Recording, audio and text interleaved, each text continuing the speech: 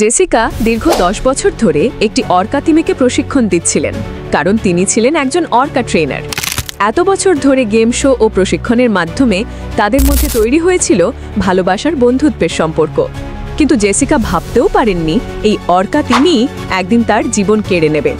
ছোটবেলা থেকেই জেসিকা সামুদ্রিক প্রাণী পছন্দ করতেন, কারণ তার বাবা ছিলেন একজন জীববিজ্ঞানী। বাবার সঙ্গে সময় কাটাতে কাটাতে সামুদ্রিক প্রাণীদের প্রতি ভালোবাসা আরও গভীর হয়। বিশেষ করে তিনি তিমি আর ডলফিন খুব পছন্দ করতেন। দীর্ঘ অভিজ্ঞতার কারণে তিনি প্রাণীদের আচরণ বুঝতে পারতেন, আর প্রাণীরাও বুঝত তার মনোভাব। এমনকি হাতের ইশারায় একসাথে কয়েকটি ডলফিন নিয়ন্ত্রণ করতে পারতেন।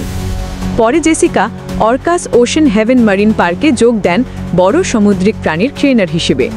19 বছর বয়সে অর্কা ট্রেনার হন এবং জীববিজ্ঞানে ডিগ্রি অর্জন করেন। এরপর তিনি শো করতেন, যেখানে প্রতিটি অর্কা তিমির দৈর্ঘ্য প্রায় 22 ফুট এবং ওজন 5400 কেজিরও বেশি। এই বিশাল প্রাণীগুলোর শো দেখতে আসত 500 থেকে 1000 মানুষ।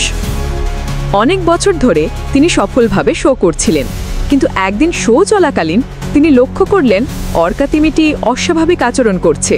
শো নষ্ট না করতে তিনি চালিয়ে যান। অভিজ্ঞতার ওপর ভরসা করেই পরিস্থিতি সামলানোর চেষ্টা করেন, কিন্তু হঠাৎ তিমিটি তাকে আক্রমণ করে বসে। দর্শকরা ভেবেছিল এটা শো এর অংশ, কিন্তু যখন তিমি তাকে অর্ধেক গিলে ফেলে তখন সবাই আতঙ্কিত হয়ে যায়। নিরাপত্তা কর্মীরা অনেক চেষ্টা করেও তাকে বাঁচাতে পারেননি। হাসপাতালে নেওয়ার আগেই জেসিকা প্রাণ হারান। প্রাণীদের প্রতি ভালোবাসার বন্ধুত্বের বিনিময়ে তিনি হারালেন নিজের জীবন। এখন বলুন, আপনি কি এমন কোনো প্রাণীর সঙ্গে বন্ধুত্ব করতে চাইবেন?